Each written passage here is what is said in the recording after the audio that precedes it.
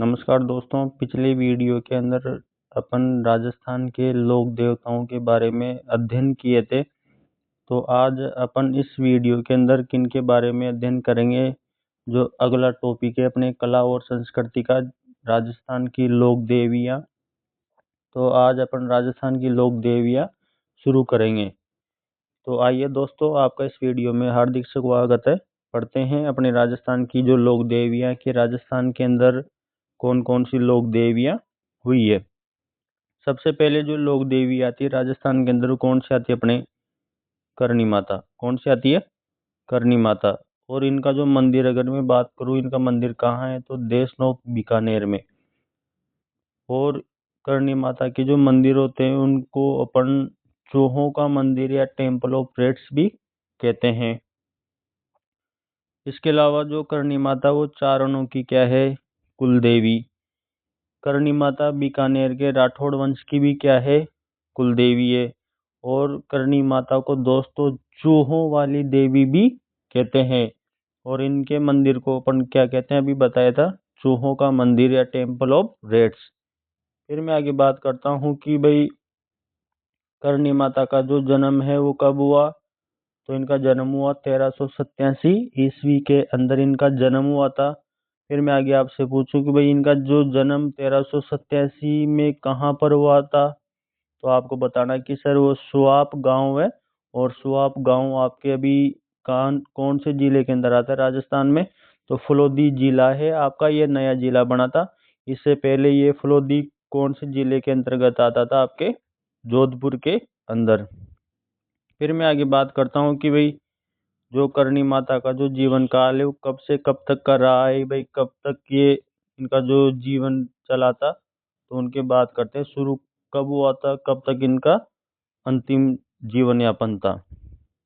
तो इनका जो जीवन काल मिलता है अपने को 1387 से लेके 1538 तक इनका अपने को क्या मिलता है दोस्तों, जीवन काल। फिर मैं आगे बात करता हूँ इनका जो पिताजी है, पिताजी का क्या नाम आता है, श्री मेहाजी कीनिया। इनकी जो माताजी है, माताजी का नाम आता है देवल बाई। ठीक है दोस्तों, फिर आगे अपन और बात करते हैं इसमें। तो आगे मैं बात करता हूँ कि भाई जो अपने करनी माता जी है, करनी माता के बचपन का क्या नाम था, रिद्धबाई या रिद्धिबाई। तो दोस्तों आपसे अगर वो क्वेश्चन पूछ ले, एग्जाम में क्वेश्चन आ जाए कि भाई जो करनी माता को बचपन में किस नाम से जानते थे अपन, तो बचपन में किस नाम से जानते थे अपन, रिद्धिबाई के नाम से। फिर कहा जाता है कि जब करनी माता 29 वर्ष की थी, तो इनकी 29 वर्ष की आयु में बीकानेर में एक गांव आता है। उस गांव का क्या नाम है, साटिका गांव। और साटिका गांव के निवासी थे देपाजी बिट्टू के साथ इनका क्या कर दिया गया, विवाह। लेकिन जो करनी माता है इन्होंने भोग विलास और गृहस्थी से विरक्त होते हुए अपने पति को समझाया और कहा अपने पति से कि आप दूसरा विवाह कर लो। यानी करणी माता ने अपने पति का विवाह अपनी दूसरी बहन, और दूसरी बहन का नाम आता है गुलाब कवरी से करवा कर स्वयं देशनों के समीप एक जगह पड़ती है नेहड़ी जी का स्थान, जो कि देशनों के क्या था, पास में ही रहने लगी। और यहाँ बैठकर करणी माता दही मंथन करती थी। बाद में ही देशनोक को अपना क्या बना लिया इन्होंने, कार्य स्थल। फिर करणी माता भाई देशनोक में आ गई और देशनोक में इन्होंने अपना क्या बना लिया, कार्यस्थल। तो जब करणी माता ये मानते हैं भाई वो स्वयं खुद एक देवी का रूप थी, चमत्कारी देवी थी, लेकिन वो भी किसी की पूजा करती थी। वो भी उनकी जो देवी है वो भी किसी माता जी की क्या करती थी, पूजा। तो जो माता जी है को उनका क्या नाम है, यानी जो करणी माता की जो इष्ट देवी है उनका क्या नाम आता है, तेमड़े राय जी। क्या नाम आता है, तेमड़े राय जी की पूजा किया करती थी। एक बार के एग्जाम में ये भी क्वेश्चन आ गया कि भाई करणी माता कौन सी लोक देवी की पूजा करती है, तो कौन सी लोक देवी थी, तेमड़े राय जी। और जो तेमड़े राय जी के जो इनके मंदिर होते हैं उनको क्या कहते हैं दोस्तों, अपन मठ। क्या कहते हैं दोस्तों, मर्ड। तो ये याद रखना भाई, जो इनके मंदिर होते हैं उनको क्या कहते हैं? मर्ड। फिर आगे मैं बात करता हूँ। तो इनके लिए कहा जाता है, जो करनी माता होती है, कि भाई अपने जो जोधपुर के अंदर जो मेहरानगढ़ दुर्ग है, उनकी जो उसकी जो नींव है वो भी किसने रखी थी? अपने करनी माता ने। फिर दूसरा जो पॉइंट आता है वो होता है कि भाई देशनोक मंदिर में जो स्थित जो चूहे होते हैं, जो वहां पर चूहे पाए जाते हैं, उनको अपन क्या कहते हैं? काबा। और इन चूहों के लिए कहा जाता है कि ये जो काबा होते हैं, इनको वहां पर काबा कहते हैं। और ये काबा उन्हीं लोगों को दिखाई देते हैं जो कि बहुत ही भाग्यशाली होते हैं, जिनके ऊपर करणी माता की क्या होती है? असीम कृपा। कहते हैं कि जिन लोगों के सफेद कलर के जो काबा दिख जाते हैं, उनकी जो भी समस्याएं होती है वो माता करनी उनकी समस्याएं हर लेती है। जो करनी माता है उनकी क्या कर लेती है? समस्याएं खत्म कर देती है। फिर आगे कहा जाता है कि जो करनी माता का जो मेला है वो कब आता है दोस्तों? तो इनका जो मेला होता है वो हिंदू कैलेंडर के अनुसार चैत्र और आश्विन के नवरात्रों में बढ़ता है। तो याद रहेगा इनका मेला कब बढ़ रहा है। फिर इनके ये कहा जाता है कि इनका जो सफेद चील होता है वो एक देवी का रूप माना गया उनको, करनी माता का। और इस जो सफेद चील है उसको अपन लोकल भाषा के अंदर सवली या स्वरी भी कहते हैं। तो सफेद चील को सवली या सौरी, जिसे देवी का क्या माना गया है? एक रूप कहा गया है। फिर ये कहा जाता है कि करनी माता के मंदिर का प्रारंभ में निर्माण सेठ चांदमल ठड्डा ने करवाया था। इसके बाद महाराजा करण सिंह और उसके बाद महाराजा सूरत सिंह ने भी करनी माता के मंदिर को वर्तमान जो स्वरूप था वो प्रदान किया था। ठीक है दोस्तों। फिर आगे अपन और बात करते हैं इसके बारे में। तो इनके बारे में कहा जाता है कि भाई इस मंदिर के अंदर जो किवाड़ सोने के बने हुए हैं, वो अपने अलवर के एक महाराजा हुआ करते थे, उनका नाम आता है बख्तावर सिंह। इन्होंने वो सोने के किवाड़ जो दरवाजे थे वो बनवाए थे। तो याद रखना कि जो करणी माता है उनके मंदिर के अंदर जो सोने के जो किवाड़ लगे हुए उनका निर्माण किसने करवाया था? अपने अलवर के महाराजा बख्तावर सिंह ने। फिर ये कहा जाता है कि भाई देशनोक मंदिर का जो मुख्य द्वार है वो संगमरमर की कलात्मक नक्काशी से बना हुआ है। उसका जो निर्माण है वो महाराजा गंगा सिंह ने करवाया था। तो जो देशनोक का मुख्य मंदिर है, जो कि संगमरमर की कलात्मक जो नक्काशी है, संगमरमर से की जो नक्काशी बनी हुई है, उसका जो निर्माण है वो अपने किसने करवाए थे? महाराजा गंगा सिंह ने। फिर ये कहा जाता है कि भाई जो नेहेड़ी जी का जो मंदिर है वो भी आपके करनी माता का जो मंदिर है देशनोक में, वहीं उनके पास में बना हुआ है नेहेड़ी जी का मंदिर। तो एक बार क्वेश्चन में ये भी पूछ लिया था कि भाई करनी माता के मंदिर के पास में और किसका मंदिर है? तो आपको याद रखना वहां पर किसका मंदिर है? नेहेड़ी जी का मंदिर बना हुआ है। फिर आगे कहा जाता है कि करनी माता को अपन किसका अवतार मानते हैं दोस्तों? किसका अवतार मानते हैं दोस्तों? तो अपन इनको जगत माता का क्या करते हैं? अवतार मानते हैं। फिर आगे अपन बात करते हैं कि भाई जो अपने ये कहा जाता है कि जब समय आता है 23 मार्च, क्या दोस्तों? 23 मार्च 1538 ईस्वी और विक्रम संवत की अगर मैं बात करूं तो कौन सा संवत था? 1595 विक्रम संवत चैत्र शुक्ल नवमी को धनेरू की तलाई, जो कि आपके बीकानेर में स्थित है, वहां पर करनी जी जो करनी माता ने महाप्रयाण कर लिया था। और ये कहा जाता है करनी माता के लिए कि भाई ये 151 साल तक क्या रही थी? जीवित रही थी। इन्होंने न तो समाधि ली, ना ही अंतिम संस्कार हुआ। अपने भक्त गणों के बीच में यानी भक्तों के सामने देखते देखते ये ज्योतिर्लीन हो गई थी। तो ये ऐसी कहावत आती है कि भाई जो 23 मार्च 1538 की बात है, और उस टाइम पे जो धनेरू की तलाई है बीकानेर में, वहां पर करनी माता ने क्या कर लिए थे? महाप्रयाण कर लिया था। इन्होंने ना तो समाधि ली, ना ही अंतिम संस्कार हुआ। ये अपने भक्तों के देखते मतलब भक्त इनकी तरफ देख रहे थे, और देखते देखते ये वहीं पर क्या हो गई? ज्योतिर्लीन हो गई। फिर कहा जाता है कि भाई देशनोक मंदिर के मुख्य दरवाजे के पास में करनी माता के जो गवाले हैं, उन गवालों जो गवाले का क्या नाम है, दशरथ मेघवाल का क्या बना हुआ है वहां पे, देवरा, जिसके सामने सावन भादवा, ठीक है, दो कढ़ाइयाँ रखी है, उन कढ़ाइयों का क्या नाम है, सावन भादवा। और ये सावन भादवा जो करनी माता के मंदिर के सामने इनके गवाले दशरथ मेघवाल का देवरा बना हुआ है, उनके सामने दो कढ़ाइयाँ रखी है, सावन और भादवा। फिर मैं आगे बात करता हूँ कि करणी माता का जो ओरण है वो 10,000 बीघा जमीन में है, और राजस्थान का सबसे बड़ा जो ओरण है वो भी करणी माता का ओरण कहा गया है उसको। फिर आगे मैं बात करूँ भाई, करणी माता का जो पेनोरमा है वो देशनोक में बना हुआ है। तो आपको ध्यान रखना है भाई, जो करणी माता का जो पेनोरमा होता है वो कहाँ पर बना हुआ है, बीकानेर में। और बीकानेर के अंदर जो जहाँ पर करणी माता का मंदिर बना हुआ है, तो करणी माता का मंदिर देशनोक बीकानेर में ही है दोस्तों। फिर आगे मैं बात करता हूँ कि देशनोक मंदिर में 11 फीट, ठीक है, ध्यान से सुनना इसको, क्या बोला कि जो करणी माता का देशनोक के अंदर जो मंदिर है वहां पर 11 फीट ऊंचा चांदी का दीपक रखा गया है, जो विश्व का सबसे बड़ा क्या माना गया है, चांदी का दीपक। तो याद रखना है, विश्व का सबसे बड़ा चांदी का दीपक कौन सी लोक देवी के मंदिर में रखा गया है। तो आपको ध्यान रखना कौन सी देवी के रूप में, कौन से देवी के मंदिर में रखा गया है दोस्तों, करणी माता के मंदिर में। फिर कहा जाता है कि इन्होंने राव बीका को बीकानेर राज्य की स्थापना करने का क्या दिया था, आशीर्वाद।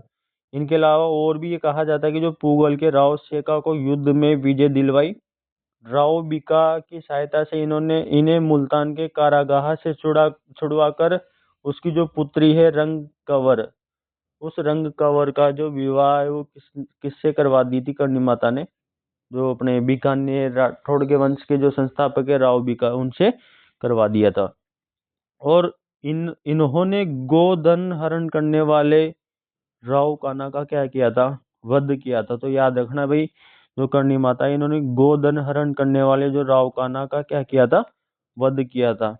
फिर आगे अपन बात करते हैं इसमें। तो इनके लिए कहा जाता है कि भाई जो करणी माता है वो 5 बहनें थी। तो याद रखना दोस्तों, इसमें कहानी में क्या कहा गया है, कहा जाता है कि 5 बहनों के जन्म के बाद करणी माता जी का जन्म हुआ। इनकी बुआ ने तिरस्कार स्वरूप इनके सिर पर हाथ रखा, तो इनकी बुआ जी की जुड़ी हुई उंगलियां ठीक हो गई थी, और बुआ ने इन्हें होनहार बालिका के स्वरूप में स्वीकार कर इनका जो नाम है वो क्या रखा था, करणी। और 6 वर्ष की उम्र में पिता का सर्प विष उतारकर इन्होंने जीवन दान दिया था। तो मैं बात करूं भाई, जो करणी माता के जो चमत्कार थे, करणी माता चमत्कार करती थी, और इनके चमत्कारों से प्रभावित होकर ही जो इनको पूजा जाता है। कहा जाता है कि इस कहानी के अनुसार ये 5 बहनें थी, 5 बहनों के अंदर जब करणी माता का जन्म हुआ तो इनकी जो बुआ जी थी उनकी 2 उंगलियां जुड़ी हुई थी। तो जब करणी माता का जन्म हुआ तो बुआ जी ने तिरस्कार के रूप में इनके सिर पर हाथ रखा, और करणी माता बहुत उनकी असीम कृपा से, माता जी के आशीर्वाद से, जो उनकी बुआ जी थी करणी माता की, उनकी दोनों उंगलियां क्या हो गई थी, ठीक हो गई थी। तो इस उपलक्ष्य में जो इनकी बुआ जी है, इनकी जो करणी माता की बुआ थी, उन्होंने इनका नाम क्या रख दिया था, करणी। फिर आगे कहा जाता है कि जब करणी माता 6 वर्ष की थी, मात्र एक बालिका थी, और उस टाइम पर इनके जो पिताजी है उनको सांप डसने के कारण, तो उनकी जो जहर है, जो उस सर्प का जो विष है, उन्होंने 6 वर्ष की आयु के अंदर अपने पिता की जान बचाई थी करणी माता ने। तो करणी माता के जो चमत्कार थे, जो इनके अद्भुत शक्तियां थी, वो बचपन से ही प्रभावित करने वाली थी। फिर आगे मैं बात करूं कि भाई इनकी एक कहानी और आती है, और ये कहानी बहुत इंटरेस्टिंग है, तो इसको ध्यान से सुनना दोस्तों। इनकी जो कहानी है वो शुरू होती है कि भाई लाखन जी से। और लाखन जी देखना, इन्होंने अपनी छोटी बहन गुलाब कुंवरी के पुत्र लाखन को क्या ले लिया था, गोद। यह गुलाब कुंवरी वही है जो कि इन्होंने अपने जो पति है उनके साथ इनका विवाह किया था। तो ये जो उनसे जो पुत्र हुआ तो उनका क्या नाम था, लाखन जी। तो भाई करणी माता ने इस लाखन जी को क्या ले लिया था, गोद ले लिया था। और कहा जाता है कि जो ये लाखन कपिल सरोवर में डूबकर मर गया था, तो करणी माता ने अपने जो शक्तियां हैं उन शक्तियों के बल पर उसे वापस क्या कर दिया था, पुनर्जीवित यानी जिंदा कर दिया था।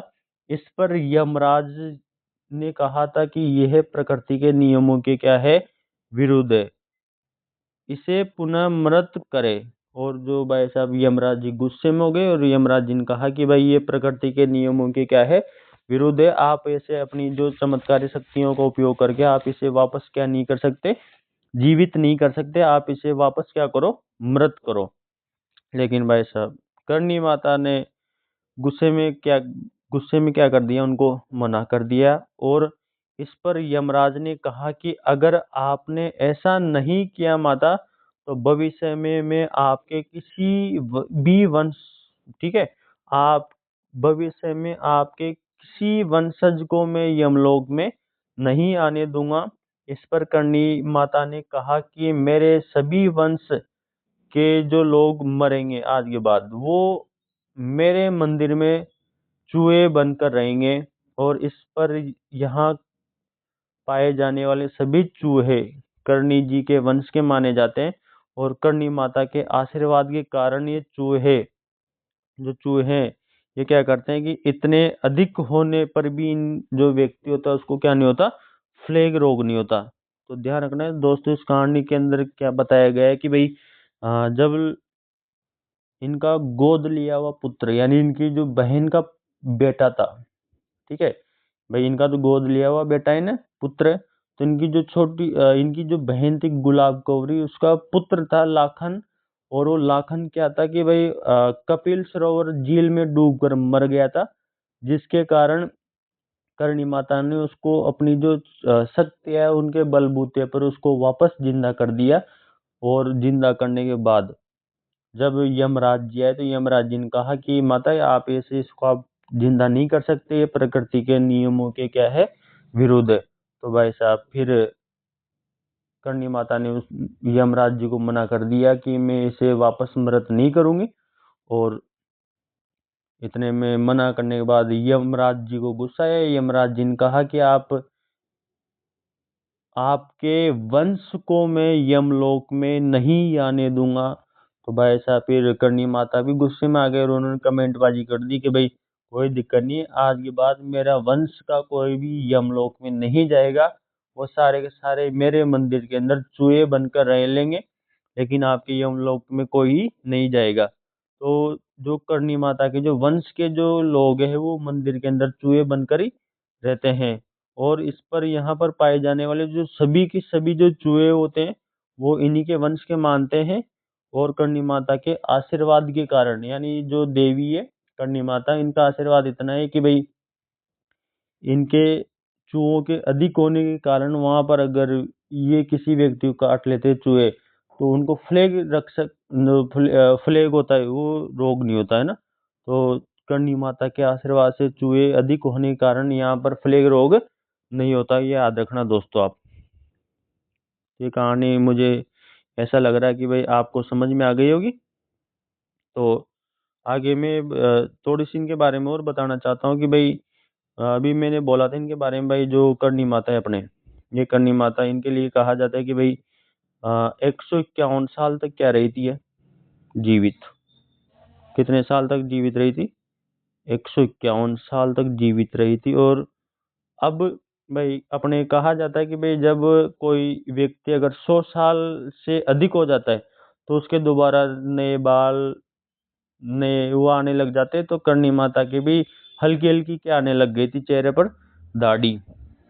तो इनको ये कहा जाता है कि भाई ये जो करणी माता है उनको अपन दाढ़ी वाली क्या कहते हैं भाई, डोकरी। तो एक क्वेश्चन ऐसा भी आता है कि भाई राजस्थान की ऐसी कौन सी लोक देवी है जिसको दाढ़ी वाली डोकरी भी कहते हैं, क्योंकि 151 साल की हो गई थी भाई, अब डोकरी कहेंगे अपन। तो राजस्थान की एकमात्र ऐसी लोक देवी है जो कि दाढ़ी मूंछ वाली है। और उनको अपन क्या कहते हैं, करणी माता। ठीक है दोस्तों, फिर आगे अपन अगली जो लोक देवी उनके बारे में अध्ययन करते हैं। आइए, तो अपनी जो अगली लोक देवी उनका क्या नाम आता है दोस्तों, उनका नाम आता है जीण माता। और जीण माता के बारे में बताऊं तो इनका जो मंदिर है वो रेवासा की पहाड़ी, और रेवासा की पहाड़ी कहाँ पर है, आपके सिक्कर के अंदर है। ठीक है दोस्तों, फिर आगे मैं बात करता हूँ कि जो जीण माता है वो चौहानों की कुल देवी, भारमरी। ठीक है, इनका अन्य नाम बता रहा हूं, उपनाम। पहला तो इनको चौहानों की कुल देवी कहते हैं। शेखावटी के जो मीणा होते हैं उनकी भी क्या है, ये कुल देवी। ठीक है दोस्तों, शेखावटी क्षेत्र की लोक देवी भी कहते हैं। मीणाओं की जो कुल देवी है, यानी कुल देवी तो भाई लोक देवी हो गई शेखावटी क्षेत्र की। तो शेखावटी क्षेत्र की जो लोक देवी वो भी किसको कहते हैं, अपन जीण माता को। किसको कहते हैं, जीण माता को। इसके अलावा जो मधुमक्खियों की जो देवी है वो किसको कहते हैं दोस्तों, जीण माता को ही मधुमक्खियों की क्या कहते हैं, देवी। फिर आगे कहा जाता है इनका जो मूल नाम है वो जयंती बाई था। इनका जन्म स्थान घांगू गांव, ये चूरू के अंदर पड़ता है। यहाँ पर इनका जन्म हुआ था जीण माता का। फिर ये कहा जाता है कि इनके जो पिताजी का नाम था वो गंगराय चौहान की पुत्री और हर्ष की क्या थी, ये बहन थी। फिर जीण माता नौ दुर्गाओं में से एक रूप ऐसा था जिसका उल्लेख भागवत पुराण के स्कंद में भी आया। यानी इनका जो उल्लेख है जीण माता को, वो आपके भागवत पुराण के अंदर भी इनका क्या मिलता है, उल्लेख मिलता है। और जीण माता का जो मेला है वो आपके चैत्र व आश्विन के नवरात्रों में रेवासा सिक्कर के अंदर लक्की मेला बढ़ता है इनका जीण माता का। तो याद रखना दोस्तों कि जो आपके जीण माता का जो लक्की मेला है वो आपके चैत्र और आश्विन के नवरात्रों में बढ़ता है रेवासा सिक्कर के अंदर। ठीक है दोस्तों, फिर आगे अपन बात करते हैं। और ये कहा जाता है कि भाई मंदिर में इनके आदमकद अष्टभुजी प्रतिमा है जिसके सामने घी व तेल के दीपक अखंड रूप से सालों से प्रज्वलित होते हैं। यानी ये साल तक जलते रहते, कभी बुझते नहीं है। मंदिर में दीपकों की ज्योति, जो दीपकों की ज्योति की व्यवस्था दिल्ली के चौहान शासकों के द्वारा शुरू की गई थी। राजस्थान के लोक देवता वो लोक देवियों में सबसे लंबा गीत जीण माता का है, जिसे कनपटे जोगी डमरू एवं सारंगी वाद्य यंत्र के साथ करुण रस में गाते हैं। और जीण माता के मंदिर में 2.5 पहले शराब चढ़ती तथा बकरे के कान की क्या दी जाती है, इनको बलि दी जाती है। तो जीण माता के मंदिर में 2.5 पहले शराब की चढ़ती है और बकरे के कान की क्या दी जाती है दोस्तों, इनको बलि दी जाती है। फिर आगे बढ़ो और बात करते हैं जीण माता के बारे में।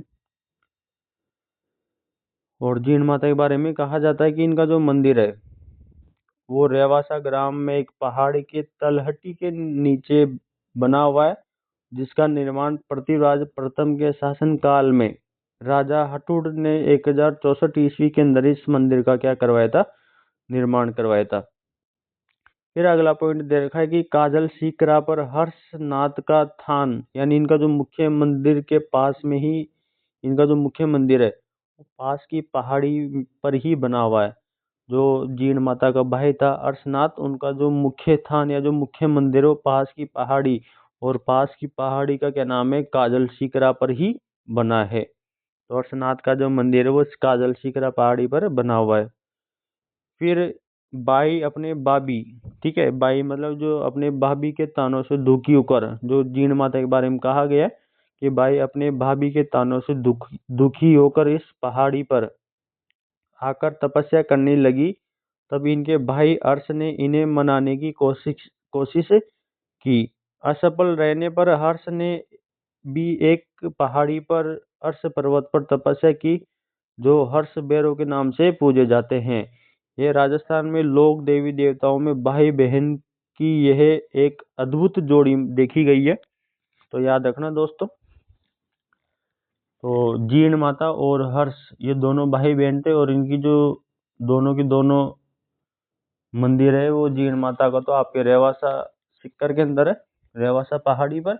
और इनके मंदिर के सामने ही इनके भाई अर्श का क्या बना हुआ है, मंदिर। फिर अभी मैंने बताया था कि जीण माता को अपन मधुमक्खियों की क्या कहते हैं दोस्तों, देवी।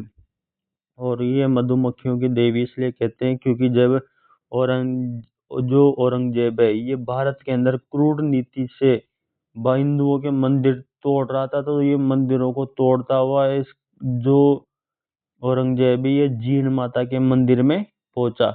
और जब इसकी जो सेना है वो मंदिर में पहुंची तो मंदिर से जहरीली मधुमक्खियां प्रकट हुई और मुगल सेना को भयंकर सुझा के लाल कर दी, जिसके कारण वो इस मंदिर को छोड़कर क्या हो गई, भाग छुट्टी। और वो औरंगजेब के पास पहुंचे, औरंगजेब को कही कि बादशाह हम वहाँ मंदिर तोड़ने गए और वहां पर जो मधुमक्खियां हैं उन्होंने हमारे ऊपर क्या कर दिया, हमला कर दिया। तब जो बादशाह औरंगजेब है ये देवी जो जीण माता है जो देवी से क्या मांगता है, माफी मांगता है। और तब ये कहता है कि अखंड ज्योत जलाने के लिए, कि ये ज्योति कभी नहीं बुझेगी आपकी, और अखंड ज्योति के लिए 1.25 मन तेल प्रति माह दिल्ली से आएगा। और ये किसने कहा, औरंगजेब ने। और औरंगजेब यहाँ से चला गया और औरंगजेब हर महीने जीण माता के मंदिर में 1.25 मन तेल भेजता था इस दीपक की जोत जलाने के लिए। और औरंगजेब मरने के बाद फिर उसके जो शासक आए थे उन्होंने भी तेल भेजते रहे दिल्ली से।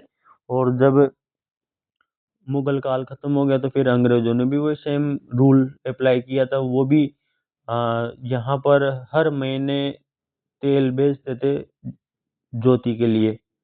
और फिर अंग्रेजों का शासन खत्म हुआ तो उसके बाद जो भी पर वर्तमान में भी जो केंद्र सरकार है, सेंट्रल गवर्नमेंट, वो यहाँ पर हर महीने जीण माता के मंदिर के अंदर यहाँ पर जो तेल आता है वो केंद्र सरकार के द्वारा आता है।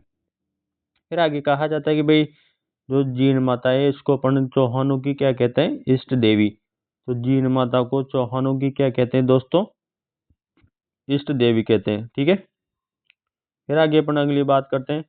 अपनी जो अगली देवी आती है उनका क्या नाम आता है, सकराई माता। उनका क्या नाम आता है, सकराई माता। और सकराई माता कहाँ की रहने वाली है, सिक्कर की। और ये कहा जाता है कि ये खंडेल वालों की क्या मानी गई है, कुल देवी। इनका जो मंदिर आता है वो उदयपुर वाटी झुंझुनू में। इनका मंदिर कहाँ पर है दोस्तों, उदयपुर वाटी झुंझुनू के अंदर।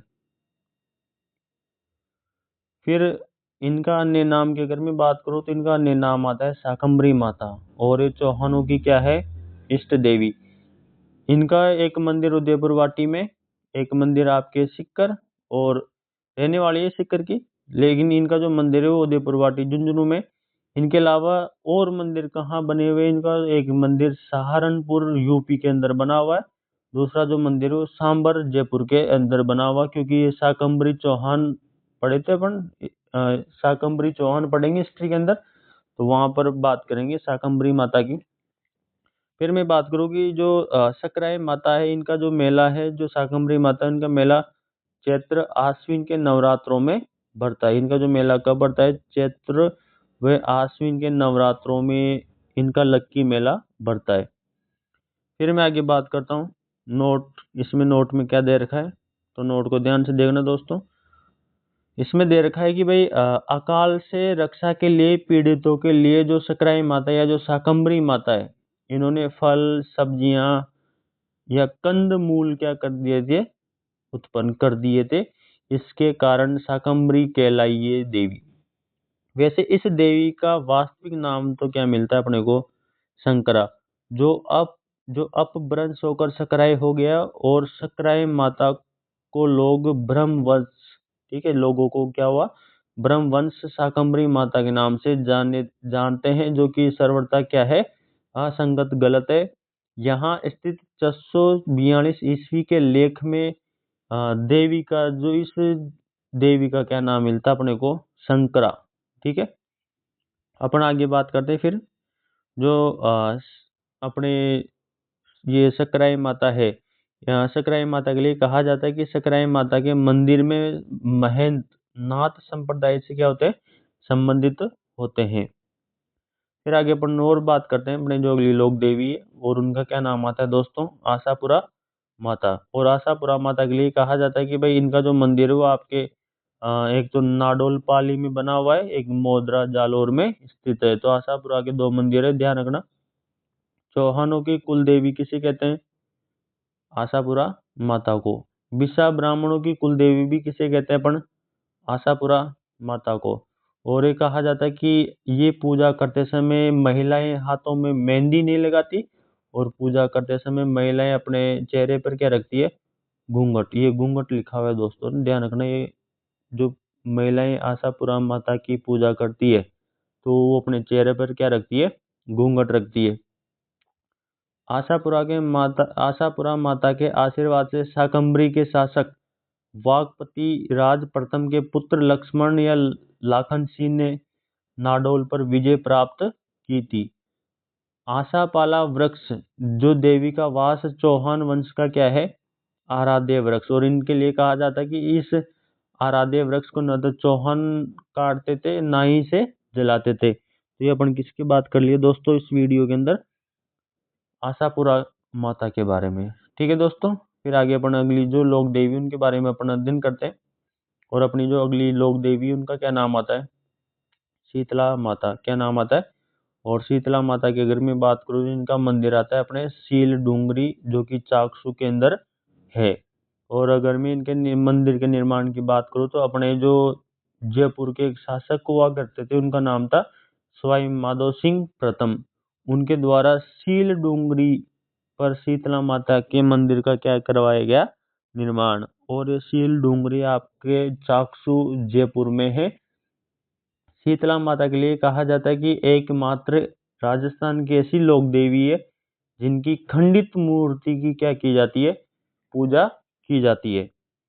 शीतला माता को चेचक रक्षक देवी भी कहते हैं। स्मॉल फॉक्स, जो स्मॉल फॉक्स होता है उसकी देवी भी कहते हैं। तो ध्यान रखना भाई, राजस्थान की ऐसी लोक देवी जिसको अपन चेचक रक्षक देवी भी कहते हैं। इनके जो उपनाम मिलते हैं शीतला माता के, तो उनका उपनाम क्या मिलता है?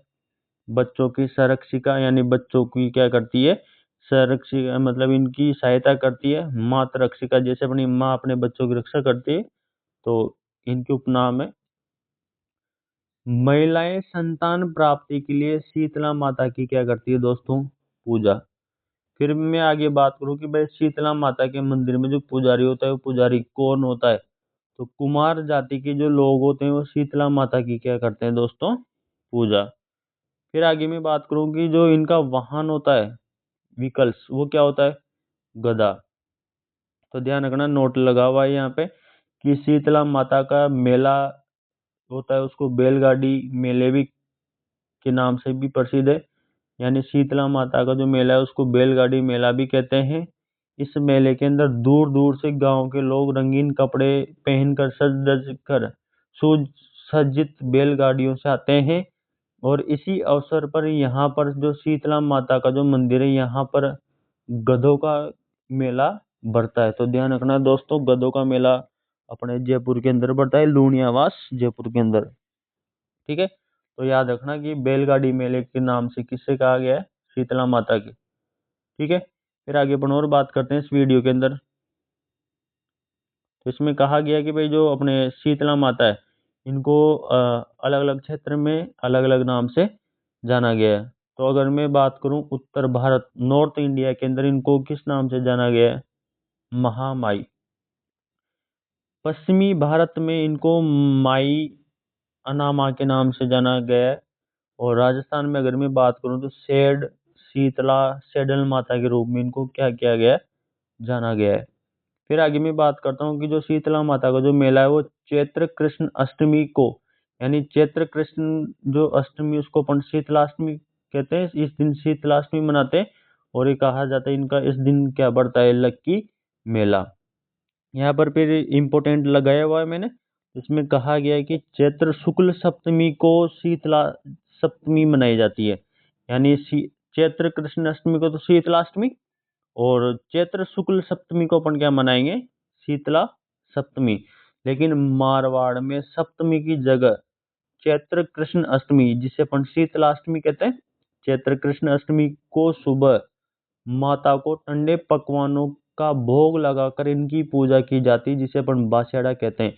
यानी इस दिन ये कहा जाता है कि शीतलाष्टमी यानी चैत्र कृष्ण अष्टमी की जो जो चैत्र कृष्ण अष्टमी है, इस दिन इनका मेला बढ़ता है। और इस दिन जो लोग होते हैं, जो परिवार वाले होते हैं, वो इस दिन घरों के अंदर खाना नहीं बनाते। इस दिन वो ठंडा खाना, और जिसे अपन बास्याड़ा कहते हैं, उनसे ही क्या लगाते हैं, भोग लगाते हैं। फिर ये कहा जाता है इनका जो प्रतीक है, वो प्रतीक क्या है, तो मिट्टी के दीपक। यानी जब शीतला माता का मेला आएगा तो उस दिन सारे क्या जलाते हैं, मिट्टी के दीपक। तो इनका जो प्रतीक है वो क्या है, मिट्टी के दीपक। ठीक है दोस्तों, ये बात कर लिए। तो ये अपनी कौन सी लोक देवी पढ़ ली, शीतला माता। आगे अपने अगली लोक देवी के बारे में पढ़ते हैं। तो आइए, अपने जो अगली लोक देवियां कौन कौन सी है। अगली जो लोक देवी आती है उनका नाम आता है ब्राह्मणी माता। क्या नाम आता है दोस्तों, ब्राह्मणी माता। और इनका जो मंदिर है वो कहाँ पर है, आपके सोरसेन बारा में। कहाँ पर है, सोरसेन बारा में। इनका मेला माघ शुक्ल सप्तमी को, मेला कब बढ़ रहा है, माघ शुक्ल सप्तमी को। और इस दिन गधों का मेला बढ़ता है यहाँ पर। एकमात्र ऐसी देवी जिनकी पीठ की क्या होती है, पूजा। यानी उधर शीतला माता के बारे में मैंने बताया था कि राजस्थान की एकमात्र ऐसी लोक देवी जिनकी खंडित मूर्ति की पूजा होती है। और इधर सोरसेन बारा के अंदर एक माता है, ब्राह्मणी माता, एकमात्र ऐसी देवी जिनकी पीठ की क्या की जाती है, पूजा। शीतला माता के मेले के अंदर भी गधों का मेला बढ़ता था। और इधर ब्राह्मणी माता का जो मेला है वो भी, यहाँ पर भी माघ शुक्ल सप्तमी को मेला बढ़ता है गधों का। ठीक है, फिर मैं आगे बात करता हूँ। अगली लोक देवी आती है अपने चीक माता। कौन सी माता आती है, चीक माता। और इनका मेला अपने आता है माघ शुक्ल सप्तमी को इनका मेला लगता है। और चीक माता का जो मंदिर है वो आपके जयपुर में गोपाल जी के रास्ते में आता है। ठीक है, फिर मैं आगे बात करता हूँ। अपने जो अगली लोक देवी आती है, लोक जो अपनी माता है वो कौन सी आती है, बरमाणी माता, जिसे कई जगह से बिनमाणी माता भी कहते हैं। ये यहाँ पर ये जो अक्षर दिखाई दे रहा होगा आपको, ब्राह्मणी दिख रहा होगा, लेकिन ये ब्राह्मणी नहीं है, यहाँ पर ये क्या होगा, ब्रह्माणी। इनका मंदिर आता है पल्लू हनुमानगढ़ में। और जो ब्रह्माणी माता है, इनके मंदिर में यहाँ पर कालिका माता की क्या है, मूर्ति। यानी जो काली माता की क्या है, यहाँ पर मूर्ति है। ठीक है दोस्तों, फिर आगे अपन अगले लोक देवियों के बारे में पढ़ें और कौन कौन सी है। तो यहाँ पर अपनी जो अगली लोक देवी, उनका क्या नाम आता है दोस्तों, कैला देवी। क्या नाम आता है, कैला देवी। तो कैला देवी के बारे में पढ़ते हैं अपन, आइए। तो कैला देवी के बारे में देखो, इनके बारे में कहा जाता है कि ये मूलतः अंजना माता का क्या है, मंदिर। और इनका जो मंदिर है कैला देवी का, वो करौली के त्रिकुट पर्वत, और त्रिकुट पर्वत के पास में एक नदी का प्रवाह होता है। उस नदी का क्या नाम है, कालीसिल। तो ये कहा गया है कि भाई कैला देवी का मंदिर करौली के त्रिकुट पर्वत कालीसिल नदी के किनारे पर यह मंदिर बना हुआ है। और यादवों की एक शाखा हुआ करती थी, जादौन वंश की क्या है ये, कुल देवी है। या करौली राजवंश की क्या कहते हैं इसको, कुल देवी। इसके अलावा ये जो मेला है, ये मेला चैत्र शुक्ल अष्टमी को बढ़ता है। ये मेला कब बढ़ता है इनका, चैत्र शुक्ल अष्टमी को बढ़ता है। और इस दिन कैला देवी ने नरकासुर राक्षस का क्या किया था, वध किया था। फिर आगे कहा गया कि कालीसिल नदी में स्नान करना पवित्र माना जाता है। कैला देवी मंदिर के सामने बोरा जी की छतरी बनी हुई है, जिसमें बीमार बच्चे का क्या करवाते हैं, इलाज करवाते हैं। और इन्हें भगवान श्री कृष्ण की बहन, कैला देवी को भगवान श्री कृष्ण की तो क्या माना गया है, बहन। और हनुमान जी की क्या मानते हैं इनको, माता। ठीक है दोस्तों, तो ये थोड़ा डाउट क्लियर कर लेना। कैला देवी को भगवान श्री कृष्ण की तो बहन और हनुमान जी की क्या मानते हैं, माता। फिर आगे और बात करते हैं इसमें अपन कि इनके जो भक्त होते हैं, उन भक्तों को अपन क्या कहते हैं दोस्तों, लांगुरिया। लांगुरिया भक्तों के द्वारा एक नृत्य किया जाता है, उस नृत्य को क्या कहते हैं अपन, लांगुरिया नृत्य। इसी स्थान पर हनुमान जी का क्या बना हुआ है दोस्तों, मंदिर। लांगुरिया गीत केला देवी की आराधना में हनुमान जी को लंगूर मानकर लांगुरिया गीत गाया जाता है। फिर यहाँ पर एक जोगनिया नृत्य भी आता है। लांगुरिया गीत गाते हुए यहाँ ये जोगनिया नृत्य किया जाता है। यहाँ पर कनक दंडवत, जो कनक दंडवत होती है यहाँ की प्रसिद्ध है भाई। फिर आगे मैं बात करूँ कि भाई हनुमान जी को अग्रवाल जाति का कुल देवता कहा गया है, याद रहेगा। फिर मैं बात करूँ कि भाई हनुमान जी की जो माता माँ अंजना है उनको अग्रवाल जाति की आराध्य देवी कहा गया है, क्योंकि कुल देवता कौन हो गए, हनुमान जी। तो आराध्य देवी किसको मानेंगे, अग्रवाल समाज, जो अग्रवाल जाति है वो आराध्य देवी जो हनुमान जी की माता है अंजना देवी उनको मानते हैं। फिर आगे अपन और बात करते हैं इनके बारे में। और इनके बारे में कहा जाता है कि भाई केदारगिरी नामक साधु ने 1114 ईस्वी में यहाँ केला देवी की मूर्ति स्थापित की थी। इस मंदिर के भवन के निर्माण में करौली के महाराजा गोपाल सिंह, करौली के जो महाराजा है उनका क्या नाम है, गोपाल सिंह, और बाद में भंवरपाल ने इस मंदिर का पुनर्निर्माण करवाया था। इनके मंदिर में दो मूर्तियां हैं। दाहिनी तरफ तो केला देवी की मूर्ति है जिन्हें लक्ष्मी जी के नाम से जाना जाता है, और बाईं तरफ चामुंडा माता की क्या है, मूर्ति। फिर मैं आगे बात करूं कि भाई इनके बारे में कहा जाता है कि जो अपने केला देवी कहा जाता है कि अंजनी माता ने स्वयं कहा था कि कलयुग में उनको कैलेश्वरी के नाम से जाना जाएगा, तो याद रहेगा। तो भाई ऐसी कुछ किंवदंतियां जनश्रुतियां मिलती है अपने को, कहानियां कि भाई जो हनुमान जी की माता थी अंजना उनको जो कलयुग के अंदर किस नाम से जाना जाएगा, कैलेश्वरी के नाम से या केला देवी के नाम से। इनके अलावा कुछ कहानी ऐसे भी आती है दोस्तों कि भाई केला देवी देवकी की पुत्री थी जिसका कंस ने वध कर दिया था। यही शक्ति जब इस पृथ्वी पर दोबारा जन्म हुआ तो केला देवी के नाम से जानी गई। तो केला देवी के बारे में और कुछ कहानी ऐसे भी आती है कि जब कंस था वो उनकी बहन देवकी और उसके जो जीजाजी थे, उसके जो देवकी के पति थे वासुदेव, उनको जब वो कारागृह में बंद कर देता तो वहां पर भविष्यवाणी होती है कि कंस की तेरी बहन का जो पुत्र होगा वही तेरा क्या बनेगा, काल। तो कंस क्या करता था कि जब माता देवकी के कोई भी संतान होती थी तो उनको क्या कर देता था, मार देता था। तो उनमें से ही एक देवकी की पुत्री प्रकट हुई आसमान के अंदर, और उन्होंने कहा था कंस को कि भाई तेरा काल तो आएगा और तू कंस तेरा क्या होगा, अंत होगा। लेकिन ये कहा जाता है कि भाई उन पुत्रियों में से एक जो पुत्री थी, और इस पुत्री का जब दोबारा जन्म हुआ तो केला देवी के नाम से इस पुत्री को क्या किया गया, जाना गया। यह है राजस्थान का एकमात्र ऐसा दुर्गा माता का मंदिर है जहां बलि देने की बिल्कुल ही क्या नहीं है दोस्तों, परंपरा, और कभी भी इसमें किसका भोग नहीं लगता, मांस का। तो ध्यान रखना इसके बारे में। ये अपन कौन सी लोक देवी पढ़ ली अपन, केला देवी। तो केला देवी के बारे में अच्छे ढंग से पढ़ लेना। आगे अपन कौन सी लोक देवी पढ़ेंगे, दधी माता। कौन सी माता आ गई, दधीमती माता। कौन सी माता आ गई, दधीमती माता। इनका मंदिर आता है गोट मांगलोद नागौर। और मैंने नोट लगा के दे रखा है कि यहाँ पर गोट मांगलोद दोनों अलग अलग गांव है। ये मंदिर दोनों गांवों के पास बना है। इस मंदिर में राम के वनवास से लेकर रावण वध तक 9वीं शताब्दी के चित्रों का क्या मिलता है अपने को, अंकन। ये कहा जाता है कि जो दधीमती माता है वो दादिच ब्राह्मणों की क्या है दोस्तों, कुलदेवी। इसके अलावा दधीमती माता का जो मंदिर है वो महामारो सेलु जो शैली है उसके अंदर बना हुआ है। तो याद रखना दधीमती माता के बारे में, इनका मंदिर गोट मांगलोद नागौर में है।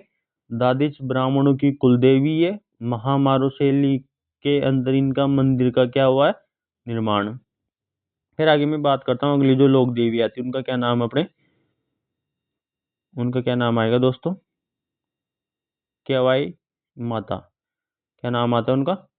केवाई माता। और इनका मंदिर कहाँ पर आता है? पर्वतसर। और पर्वतसर अब कहाँ पर? आपके नए जिलों के अनुसार डीडवाना कुचामन। ये डीडवाना कुचामन आपका एक नया जिला है दोस्तों, ठीक है। अगर मैं बात करूँ भाई, इनका जो मंदिर है, मुख्य मंदिर, वो किनसरिया नागौर में है, ठीक है। ये किनसरिया नागौर में ने यहाँ पर इसलिए लगाया क्योंकि किनसरिया पर्वतसर के अंदर है। और ये पर्वतसर पहले कहाँ पर आता था? आपके नागौर के अंदर। दहिया राजपूतों की क्या है ये? कुलदेवी। आगे कहा जाता है कि चच नामक दहिया सामंत ने इस मंदिर का निर्माण करवाया था। और मैंने आगे नोट लगा दिया कि पर्वतसर।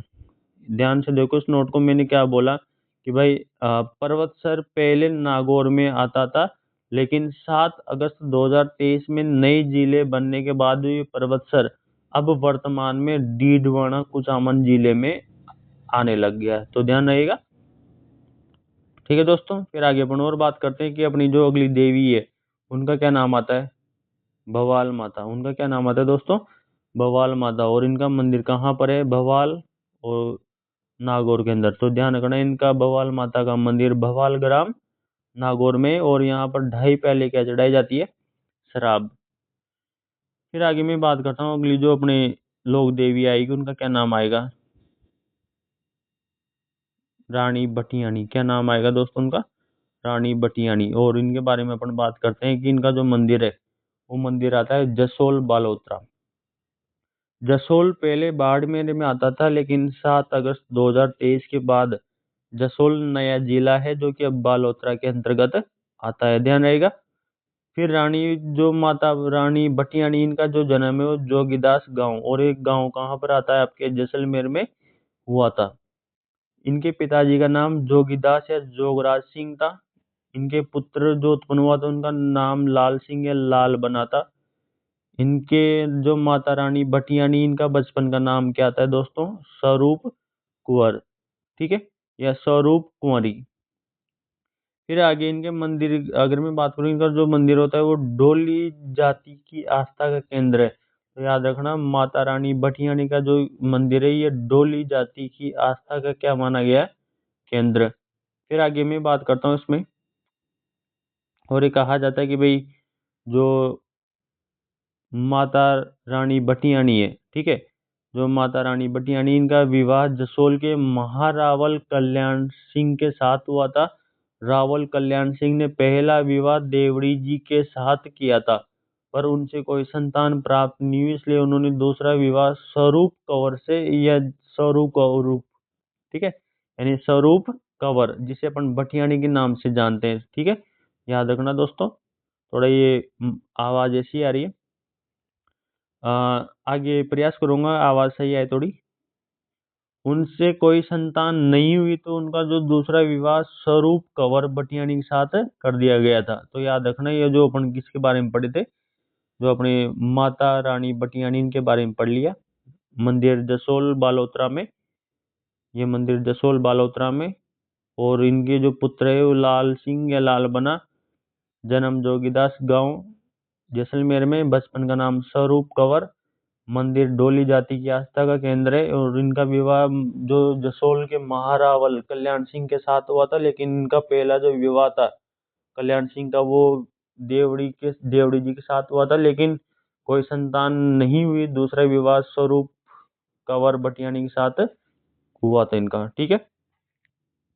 इनके बारे में पढ़ लेना।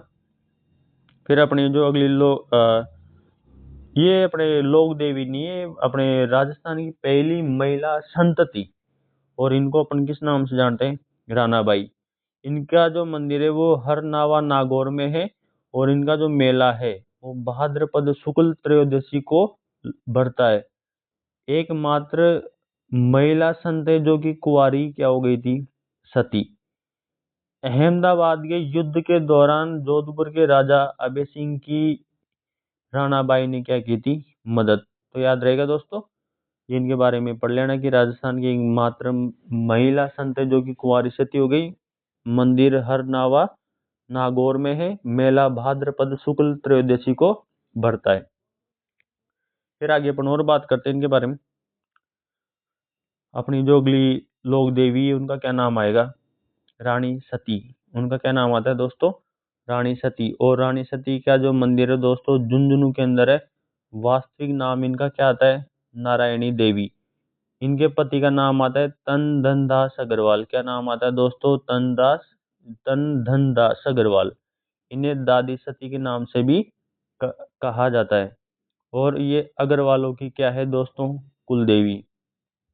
और रानी सती जो नारायणी देवी, इनके बारे में भी कुछ कहानी ऐसी आती है कि 1652 में इनके पति तन धन दास को हिसार हरियाणा के नवाब के सैनिकों ने धोखे से मार दिया था। इन्होंने अपने हाथ में तलवार लेकर सभी सैनिकों को मौत के घाट, ठीक है, मौत के घाट उतार कर फिर अपने पति के साथ ये क्या हुई थी? सती हुई थी। और इनके परिवार में कुल 13 महिलाएं साथ में क्या हुई थी? सती। और लोकल भाषा में जो इन रानी सती, इनको अपन दादी जी या सती दादी के नाम से इनको जाना जाता है। तो ध्यान रखना दोस्तों, अपन रानी सती, जो माता रानी सती, इनके बारे में पढ़ा था। मंदिर झुंझुनू के अंदर। वास्तविक नाम जो इनका वास्तविक नाम है वो क्या है? नारायणी देवी। पति का क्या नाम है? तनधन दास अग्रवाल। और इन्हें दादी सती भी कहते हैं। अग्रवालों की क्या है? कुलदेवी। और इनके पति की कैसे मृत्यु हुई, कैसे इनको धोखे से मारा गया, फिर उनके बाद जो नारायणी देवी, इन्होंने कैसे मौत के घाट उतारा और अपने पति के साथ सती हो गई, ये याद रखना। दादी सती किसे कहते हैं? सती दादी किसे कहते हैं अपने, ये सब ध्यान रखना। ये छोटे छोटे क्वेश्चन है दोस्तों, है ना, ये मैं एक एक पॉइंट बता रहा हूँ, इनमें छोटे छोटे क्वेश्चन कैसे आएंगे वो उनका थोड़ा ध्यान रखना। फिर अपने जो अगली लोक देवी आती है उनका क्या नाम है दोस्तों? नारायणी माता। और नारायणी माता के बारे में अपन पढ़ते हैं। तो आइए नारायणी माता के बारे में पढ़ते हैं। तो नारायणी माता के बारे में अपन करते हैं शुरू। इनका मंदिर आता है बरवा डूंगरी। बरवा डूंगरी कहाँ पर है? आपके अलवर में। नाई जाति, नाई समाज की ये क्या है? कुलदेवी। इनका जो मूल नाम आता है वो क्या आता है? करमेती। क्या नाम आता है इनका? करमेती। फिर इनका जो मंदिर है वो प्रतिहार शैली में बना हुआ है दोस्तों। इनका जो मंदिर है वो कौन सी शैली में बना हुआ है? प्रतिहार शैली में। इनके पति गणेश की सर्प काटने से इनकी मृत्यु होने पर ये इसी स्थान पर क्या हो गई थी? सती हो गई थी। तो ध्यान रखना कि इनके पति जो गणेश थे उनको सांप काटने से इनकी मृत्यु हो गई थी। और ये भी उसी स्थान पर अपने पति के साथ क्या हो गई थी? सती। फिर कहा जाता है कि जो नारायणी माता के मंदिर में जो पुजारी होता है वो मीणा जाति का होता है। और मीणा जाति की ये क्या है? आराध्य देवी। तो याद रखना यहाँ पर मीणा समाज की जो आराध्य देवी वो किनको माना गया दोस्तों? नारायणी माता को। लेकिन वर्तमान में मीणा और नाई जाति के बीच में इस मंदिर में पूजा करने को लेकर क्या चल रहा है? विवाद। तो थोड़ा करंट का भी ध्यान है, करंट का ध्यान रखना इसमें कि अभी कौन से मंदिर के अंदर पूजा करने को लेकर विवाद चल रहा है और किन दो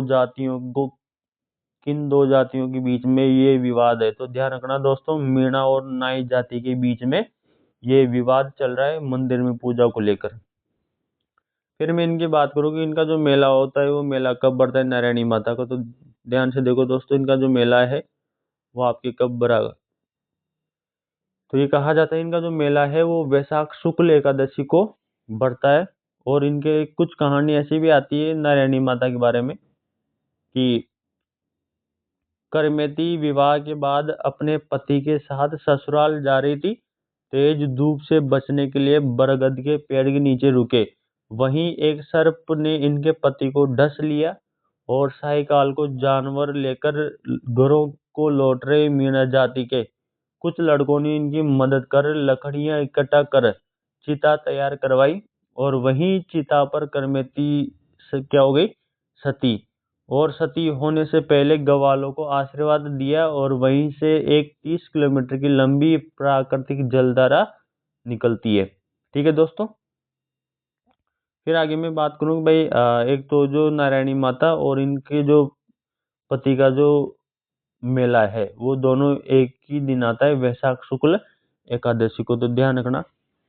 और ये कहानी थोड़ी समझ में आ गई होगी आपके, इसमें क्या कहना चाहता है कि भाई जब नारायणी माता, यानी इनका जो मूल नाम है करमेती था। इनका जब विवाह करके ये अपने पति के साथ जा रही थी अपने ससुराल, तो इनको बीच में थकान हुई, तो इन्होंने कहा कि भाई बरगद के पेड़ के नीचे अपन क्या कर लेते हैं, आराम। इतने में बरगद के पेड़ के पास में से एक सर्प निकल के आता है और इनके पति गणेश को क्या कर लेता है, वो डस लेता है, जिसके कारण इनके पति की क्या हो जाती है, मौत। तो शाम को घरों की ओर लौट रहे थे कुछ मीणा समाज के लड़के, तो उन्होंने इनको देखा और इनके पति की क्या हो गई थी, डेथ। तो उन लड़कों ने कहीं से भी जंगल से लकड़ियां इकट्ठा करके और चिता तैयार की थी, और चिता तैयार करने के बाद इनके पति का वही अंतिम संस्कार कर दिया था। और उनके साथ ही ये जो नारायणी देवी है, जो नारायणी माता है करमेती, ये भी क्या हो गई थी, सती। और याद रखना कि जो नारायणी माता का जो मेला है वो आपके वैशाख शुक्ल एकादशी को आता है, और इनका पति का मेला भी उसी दिन बरते, दोनों पति पत्नियों का जो मेला है वो वैशाख शुक्ल एकादशी को बढ़ते हैं। और याद रखना कि वर्तमान में मीणा और नाई समाज के अंदर इस मंदिर में पूजा को लेकर क्या चल रहा है, विवाद। ठीक है दोस्तों, ये अपने राजस्थान की लोक देवियां पढ़ रहे थे बाकी। ठीक है दोस्तों, तो अपनी ये लोक देवियां इतनी हो गई। बाकी लोक देवियों की बात अपन नेक्स्ट क्लास में करेंगे।